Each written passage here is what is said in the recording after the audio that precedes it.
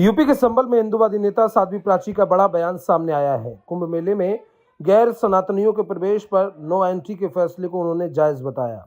बोली, विरोध करने वाले पहले मक्का मदीना में दिलवाएं इजाजत। उन्होंने कहा कि मक्का मदीना में कराएं हिंदुओं की एंट्री। साध्वी प्राची के द्वारा और क्या कुछ कहा गया, सुना देते हैं आपको।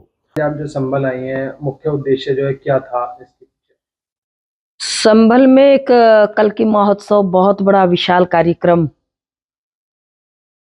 जिसके प्रभारी राजेश सिंघल, उनकी पूरी टीम यहाँ करा रही है। तो मुझे उसमें आमंत्रण और निमंत्रण मिला, इसलिए मैं संभल पहुंची। मतलब कनाडा में जो है खालिस्तानियों ने एक मंदिर पर जो है हमला किया और हिंदू मंदिर में जो हमला करने के साथ ही जो श्रद्धालु थे उनको जो है टारगेट किया गया।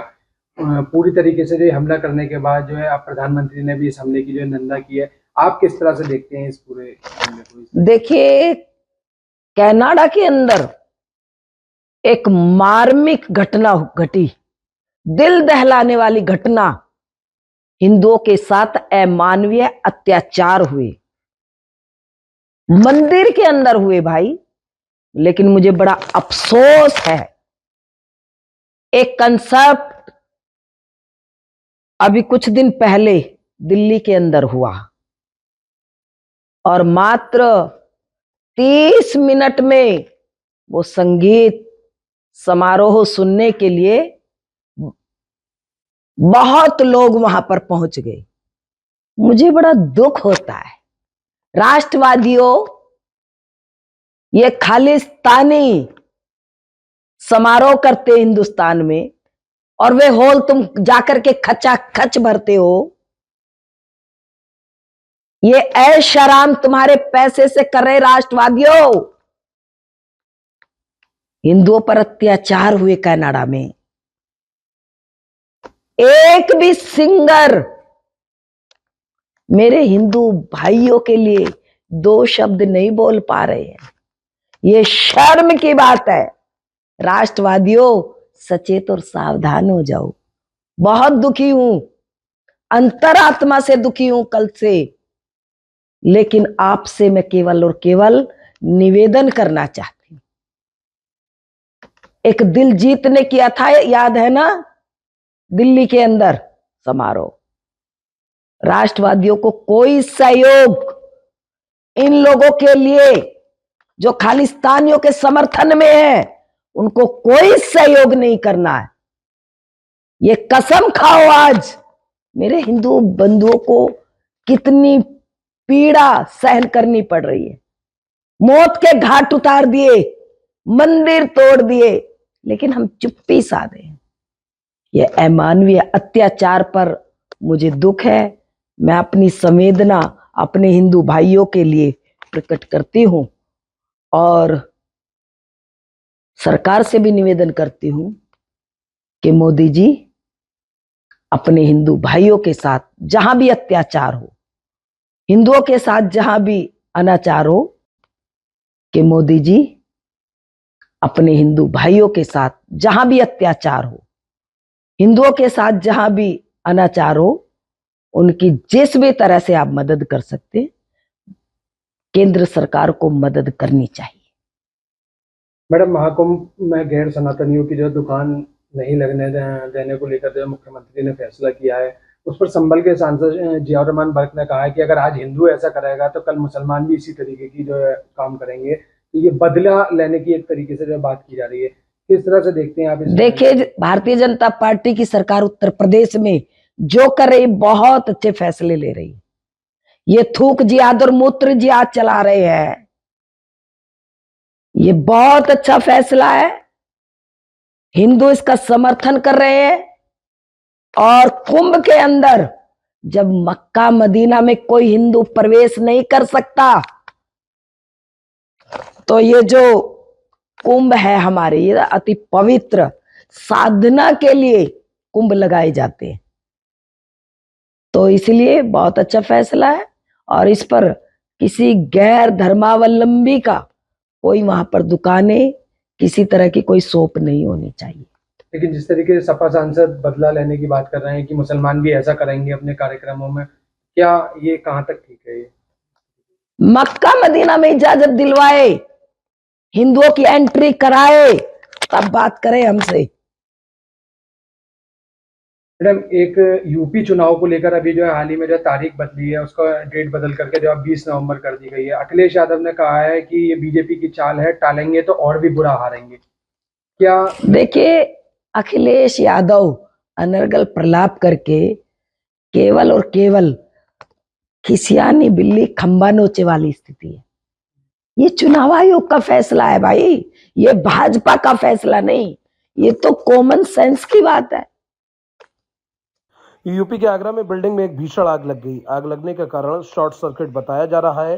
बेसमेंट से निकलता धुआं देखकर बिल्डिंग मालिक को आग लगने की जानकारी दी। तकरीबन बीते दिन पहले शाम 5:30 बजे की ये घटना बताई जा रही है। तत्काल आग लगने की सूचना पर दमकल की गाड़ियां मौके पर पहुंची।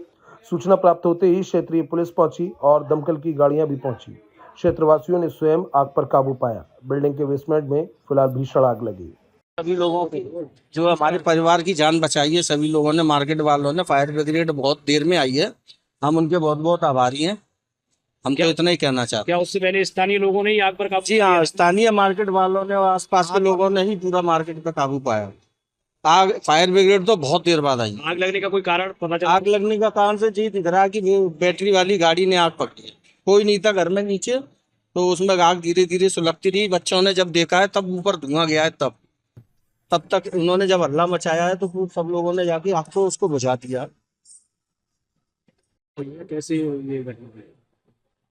हम लोग सब ऊपर बिल्डिंगों में रहते हैं, नीचे पता नहीं, ऐसा प्रतीत हो रहा है कि शायद किसी गाड़ी में आग लगी है। अपने आप बैटरी वाली गाड़ी है, उसकी शायद बैटरी में आग लगी है। उसके बगल में एक पल्सर गाड़ी रखी थी, एक वॉशिंग मशीन पड़ी थी, इन सब में आग लगी, उसकी वजह से घटना हुई। कैसे आपको पता चला कि आग लगी? क्योंकि गाड़ी चली हुई पड़ी है। हम तो सब दुकान पे थे, यहाँ से काला धुआं निकल रहा था पूरी बिल्डिंग में। समस्त मार्केट वासियों ने जब देखा तो फिर हमें खबर दी गई, तब हम यहाँ आए। क्या नुकसान हुआ है? नुकसान 2-3 तो गाड़ियाँ पूरी छतरी के खत्म हो गई हैं। बाकी नुकसान का आकलन तो ऊपर जाके होगा। अभी गाड़ियाँ जैसे यहाँ खड़ी रहती थी तो वो जो ऊपर बिल्डिंग में रहने वाले लोगों की उन्हीं की हमारी हैं, तीनों गाड़ियाँ। कितने बजे की घटना थी? ये अभी आधे पौने घंटे पहले की घटना है, 5-5:30 बजे की।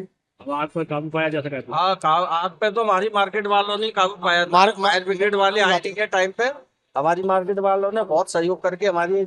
यूपी के शामली में काका नगर कॉलोनी में चकबंदी के वकील के घर पर दिन दहाड़े लाखों रुपए की चोरी की घटना को अज्ञात बदमाशों ने अंजाम दिया।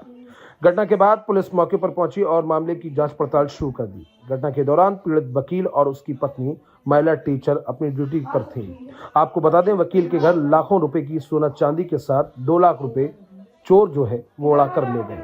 मैं एडवोकेट हूँ कलेक्ट्रेट शामली में, और मैं सुबह 10 बजे 10:15 बजे करीब यहाँ से कोर्ट के लिए गया। 11:15 बजे मुझे पड़ोसी का फ़ोन आया कि आपका ताला खुला गया है। मैंने कहा चाबी तो मेरे पे। उन्होंने कहा कि नहीं, आपका ताला खुल रहा, किवाड़ खुल रहा है। मैंने कहा तो एक ताला अपने यहाँ से लेकर लगा दो। जब मैं ताला लगाने आए, उन्होंने देख कर बताया कि आपका सर्वर स्विच खुला। तब मैंने आकर देखा। क्या क्या सामान चोरी हुआ है? ये ज्वेलरी लगभग 10 लाख रुपए की और लगभग 2 लाख रुपए कैश। अच्छा, तो क्या लगता है आपको जैसे दिन दहाड़े चोरी हुई कि? नहीं, मैं कुछ नहीं कह सकता। मेरा मकान इसी तरह पिछले 5 साल से ऐसे ही रहे, और जो रास्ता आम रास्ता चले, और दिन के टाइम में कोई ऐसी संभावना होती नहीं, इसलिए मैं इस बारे में कुछ कहने में समर्थ। ठीक। अंजिना वर्मा। अच्छा, क्या मामला हुआ? यहाँ पे भी पुलिस भी आई है? मेरे हस्बैंड 10:30 बजे गए, मैं 8:30 बजे चली गई थी, और 10:30 बजे जाने के बाद 12 बजे हमारे पास फ़ोन आया कि आपका घर खुला हुआ है। और जब फ़ोन सुनने के बाद हम लोग आए तो हमारा घर अस्त व्यस्त था, और अलमारी वगैरह खुली हुई थी, बेड खोल रखे थे, और बेडशीट वगैरह में लेके गए, वो कुछ पता नहीं क्या चोरी हुआ? अभी तो जो सामने नज़र आ रहा है उसमें ज्वेलरी, चांदी के बोर्ड की और कैश नज़र आ रहा है। बाकी अभी हमने फिलहाल सारा सामान छेड़ नहीं रहे हैं, क्योंकि अभी उसके फिंगरप्रिंट लेने हैं हमको। लगभग कितना का? 10-11 लाख के करीब नुकसान। तो किसी पे संदेह, किसी पे कोई हो? किसी पे संदेह है किसी तरह?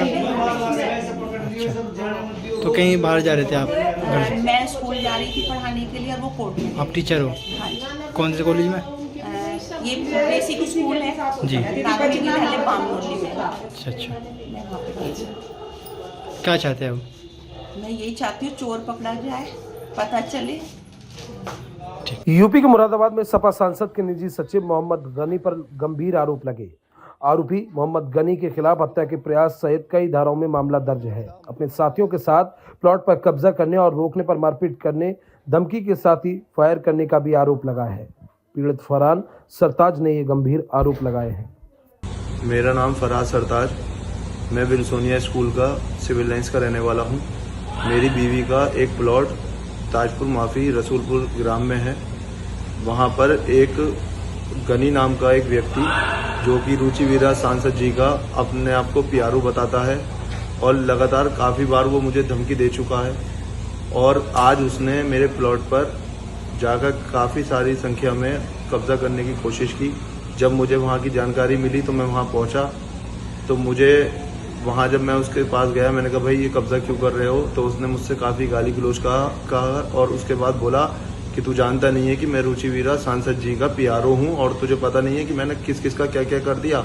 और उसने काफ़ी मेरे साथ मार पिटाई की और जो उसके साथ अन्य व्यक्ति थे उन्होंने भी मुझे बहुत जगह जगह मारा। मेरे यहाँ चोट, इधर चोट, ये सब जगह चोट आई है। और उसके बाद उसने एक फायर किया जो कि मेरे कान के पास से निकल गया और मैं वहाँ गिर पड़ा। वहाँ काफ़ी लोग इकट्ठे हो गए, तो उस वक्त उसके बाद पुलिस आई, वो मुझे थाने ले आई। आज थाना भोजपुर क्षेत्र में एक सूचना प्राप्त हुई कि ग्राम खेमपुर नगला में कुछ लोगों के द्वारा मारपीट की जा रही है कुछ पक्षों में। जब इसमें थाना भोजपुर की टीम वहां पे गई एवं वहां पे पता लगाया तो ये जानकारी में आई है कि जिस मोहम्मद सरताज हैं, इन्होंने एक तहरीर दी है थाना भोजपुर में। उन्होंने बताया है कि इनके जो प्लॉट पे कुछ लोग आके कंस्ट्रक्शन करा रहे थे एवं जब वो वहाँ पे रोकने गए तो इसमें अब्दुल गनी, उजैब एवं 4-5 अन्य अज्ञात लोगों ने उनके साथ मारपीट करी, गाली गलौज करी एवं फायरिंग करी। फिलहाल एक तहरीर जो उनसे प्राप्त हुई है उसके बेसिस पे हमने मुकदमा दर्ज कर लिया है। इनको जो चोट लगी है वादी को, उसके लिए इनको मेडिकल के लिए जिला अस्पताल भिजवाया गया है एवं इसमें अन्य विधिक कार्रवाई थाना भोजपुर के द्वारा की जा रही है। यूपी के संभल में कनाडा में हिंदू मंदिर और श्रद्धालुओं पर हमले को लेकर फायर ब्रांड हिंदूवादी नेत्री साध्वी प्राची का बयान सामने आया। उन्होंने कहा कि दिल्ली में लाइव कॉन्सर्ट शो होने पर मात्र 30 मिनट में हॉल को खचाखच भर देते हैं राष्ट्रवादी, लेकिन कनाडा में हिंदुओं पर अत्याचार होने के बावजूद हिंदू भाइयों के लिए 2 शब्द नहीं बोल पा रहे हैं। सिंगर इसीलिए राष्ट्रवादियों को होना चाहिए। मतलब कनाडा में जो है खालिस्तानियों ने एक मंदिर पर जो है हमला किया और हिंदू मंदिर में जो हमला करने के साथ ही जो श्रद्धालु थे उनको जो है टारगेट किया गया। पूरी तरीके से जो हमला करने के बाद जो है अब प्रधानमंत्री ने भी इस हमले की जो है निंदा की है। आप किस तरह से देखते हैं इस पूरे हमले को? देखिए, कनाडा के अंदर एक मार्मिक घटना घटी, दिल दहलाने वाली घटना, हिंदुओं के साथ अमानवीय अत्याचार हुए, मंदिर के अंदर हुए भाई। लेकिन मुझे बड़ा अफसोस है, एक कंसर्ट अभी कुछ दिन पहले दिल्ली के अंदर हुआ और मात्र 30 मिनट में वो संगीत समारोह सुनने के लिए बहुत लोग वहां पर पहुंच गए। मुझे बड़ा दुख होता है। राष्ट्रवादियों, ये खालिस्तानी समारोह करते हिंदुस्तान में और वे हॉल तुम जाकर के खचाखच भरते हो। ये ऐश आराम तुम्हारे पैसे से कर रहे राष्ट्रवादियों। हिंदुओं पर अत्याचार हुए कनाडा में, एक भी सिंगर मेरे हिंदू भाइयों के लिए 2 शब्द नहीं बोल पा रहे हैं। ये शर्म की बात है। राष्ट्रवादियों, सचेत और सावधान हो जाओ। बहुत दुखी हूं, अंतरात्मा से दुखी हूं कल से, लेकिन आपसे मैं केवल और केवल निवेदन करना चाहती हूं। एक दिल जीतने किया था, याद है ना, दिल्ली के अंदर समारोह। राष्ट्रवादियों को कोई सहयोग इन लोगों के लिए जो खालिस्तानियों के समर्थन में है, उनको कोई सहयोग नहीं करना है। ये कसम खाओ आज। मेरे हिंदू बंधुओं को कितनी पीड़ा सहन करनी पड़ रही है। मौत के घाट उतार दिए, मंदिर तोड़ दिए, लेकिन हम चुप्पी साधे। ये अमानवीय अत्याचार पर मुझे दुख है। मैं अपनी संवेदना अपने हिंदू भाइयों के लिए प्रकट करती हूं और सरकार से भी निवेदन करती हूं कि मोदी जी अपने हिंदू भाइयों के साथ जहां भी अत्याचार हो, हिंदुओं के साथ जहां भी अनाचार हो, कि मोदी जी अपने हिंदू भाइयों के साथ जहां भी अत्याचार हो, हिंदुओं के साथ जहां भी अनाचार हो, उनकी जिस भी तरह से आप मदद कर सकते, केंद्र सरकार को मदद करनी चाहिए। भारतीय जनता पार्टी की सरकार उत्तर प्रदेश में जो कर रही, बहुत अच्छे फैसले ले रही है। ये थूक जिहाद और मूत्र जिहाद चला रहे हैं, ये बहुत अच्छा फैसला है। हिंदू इसका समर्थन कर रहे हैं। और कुंभ के अंदर जब मक्का मदीना में कोई हिंदू प्रवेश नहीं कर सकता, तो ये जो कुंभ है हमारे, ये अति पवित्र साधना के लिए कुंभ लगाए जाते हैं। तो इसलिए बहुत अच्छा फैसला है और इस पर किसी गैर धर्मावलंबी का कोई वहां पर दुकानें, किसी तरह की कोई शॉप नहीं होनी चाहिए। मक्का मदीना में इजाजत दिलवाए, हिंदुओं की एंट्री कराए, तब बात करें हमसे। अखिलेश यादव अनर्गल प्रलाप करके केवल और केवल खिसियानी बिल्ली खंबा नोचे वाली स्थिति है। ये चुनाव आयोग का फैसला है भाई, ये भाजपा का फैसला नहीं, ये तो कॉमन सेंस की बात है। यूपी के फतेहपुर में पत्रकार दिलीप सैनी हत्याकांड के मुख्य आरोपी से पुलिस की मुठभेड़ हुई। जवाबी कार्रवाई में एक आरोपी के पैर में गोली लगी। दूसरे आरोपी आलोक तिवारी उर्फ अक्कू को पुलिस ने पकड़ा। घायल बदमाश अनुराग को जिला अस्पताल में भर्ती कराया गया है। आरोपियों के पास से तमंचा, कारतूस, कार, कैश और हत्या में प्रयुक्त चाकू बरामद हुआ है। जनपद फतेहपुर में पुलिस अधीक्षक महोदय के निर्देशानुसार वांछित अभियुक्तों व पुरस्कार घोषित अपराधियों के विरुद्ध गिरफ्तारी अभियान चलाया जा रहा था। इसी क्रम में इंटेलिजेंस स्विंग टीम व थाना मलवा टीम द्वारा संयुक्त रूप से कंची मोड़ के पास बृहद गांव वायदापुर में संयुक्त रूप से चेकिंग की जा रही थी। उसी समय रेनॉल्ड क्विड कार से दो व्यक्ति सामने से आते हुए दिखाई दिए। पुलिस टीम द्वारा रोकने का इशारा करने पर वे वापस मुड़ने का प्रयास करने लगे। पुलिस टीम द्वारा घेराबंदी करके उन्हें रोका गया तो गाड़ी में बैठे व्यक्ति के इशारा करने पर गाड़ी चला रहे व्यक्ति द्वारा पुलिस टीम पर लक्ष्य करके फायरिंग की गई। जवाबी फायरिंग पुलिस टीम द्वारा आत्मरक्षा जवाबी फायरिंग में एक व्यक्ति को पैर में गोली लगी। पूछताछ में उसका अपना नाम अनुराग तिवारी पुत्र स्वर्गीय बंकिमचंद्र तिवारी निवासी ग्राम सरसई थाना खागा वर्तमान पता रामगंज पक्का तालाब बताया, जिसे इलाज नजदीकी अस्पताल में भर्ती कराया गया है। गाड़ी में बैठे दूसरे व्यक्ति आलोक तिवारी उर्फ अक्कू को भी गिरफ्तार किया गया है। इनके कब्जे से एक अदद तमंचा 315 वो, 2 अदद खोखा कारतूस, 1 अदद जिंदा कारतूस, 1 चाकू, 1 रेनॉल्ड क्विड कार व 42 रुपये नकद बरामद हुए हैं। पूछताछ में इनके द्वारा बताया गया कि ये कोतवाली नगर में 30/31 की रात में हुई पत्रकार की हत्या में वांछित अभियुक्त हैं। इस प्रकार हमारे इंटेलिजेंस विंग व थाना मलवा टीम द्वारा एक सराहनीय कार्य किया गया है। यूपी के मुरादाबाद में भाई की मौत का बदला लेने के लिए प्रिंसिपल को गोली से उड़ाया। आपको बता दें, बीते 15 फरवरी को कर ली थी छोटे भाई ने आत्महत्या। प्रिंसिपल को मानते थे भाई की मौत का जिम्मेदार।